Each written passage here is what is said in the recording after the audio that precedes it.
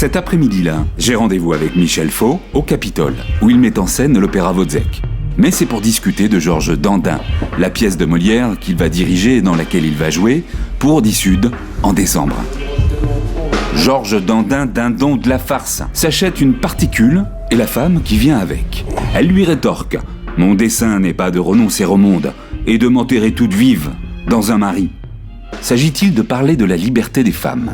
Il s'agit de parler de l'oppression de l'être humain en fait. Donc automatiquement on pense à la liberté des femmes, mais les hommes sont aussi oppressés par le système et par la hiérarchie sociale.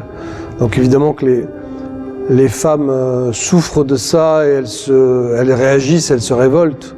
C'est ça qui est beau dans la pièce, mais les hommes aussi, ils essayent de réagir, mais c'est très difficile en effet. Est-ce qu'il y a des crocodiles dans cette pièce? Bien sûr. Et les crocodiles ne sont pas ce qu'on croit, évidemment. Oui, il y a Georges Dandin qui traite sa femme de crocodile, en fait. Oui. Bien sûr, c'est une pièce féroce, donc en effet, il y a des monstres, oui, bien sûr. Ça n'a pas changé.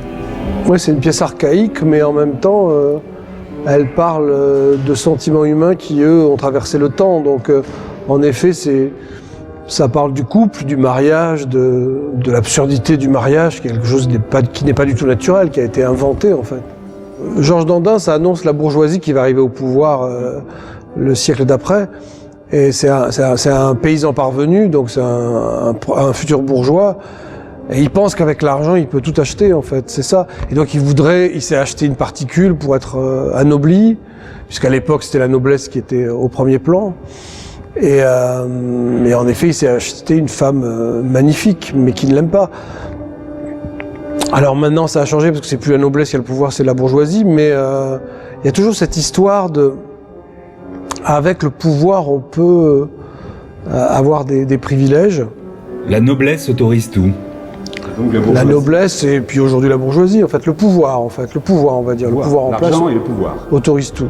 Mais c'est pas comme ça que ça marche. L'amour, c'est plus mystérieux et plus absurde, en fait. Donc, c'est pas rationnel, l'amour. Donc, en tout cas, la passion d'amour. Donc, en effet, elle se révolte et elle est réfractaire à ce système, ouais.